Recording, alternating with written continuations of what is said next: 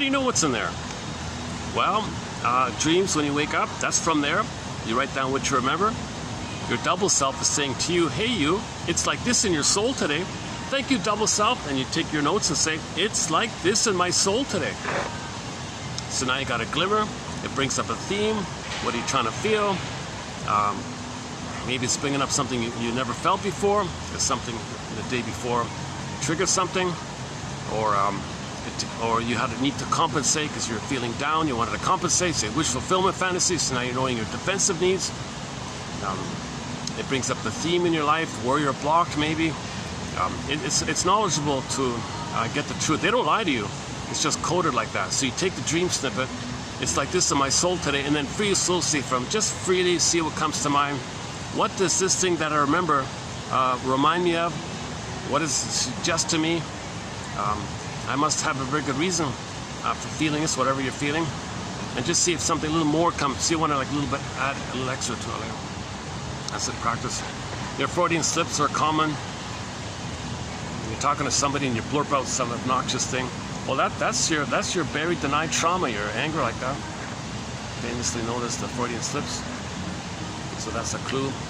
If your humor is quite negative, and if your humor is very negative and put down humor, well, that's the oral fixation. That means you weren't, you had weaning trauma or trauma during the first 18 months. If the person's humor tends to be very dark and sardonic and bitter biting humor like that, banter like that, it's all mocking abuse. If there's a lot of mocking abuse, a lot of shaming jokes and insult jokes, well, that's the oral fix. That's oral rage stuff. If the humor's a little more playful, everyone's better off.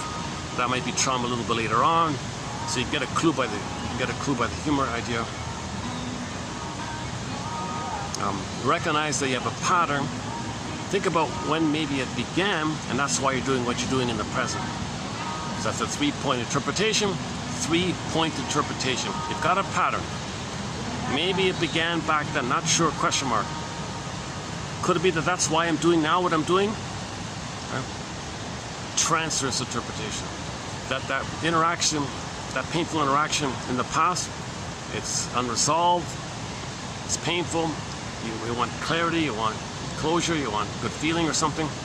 So you transfer that frustrating dialogue to somebody in the present, famously known as transference, and see somebody in the present, use somebody in the present who reminds you of the person in the past, and interact with the person in the present as if they're the person in the past. So now you're transferring that dialogue in the past to the person in the present. The person in the present is very confused. Who are you talking to here? You're talking to me or you're talking to somebody in the past? They don't even know, right? Transference.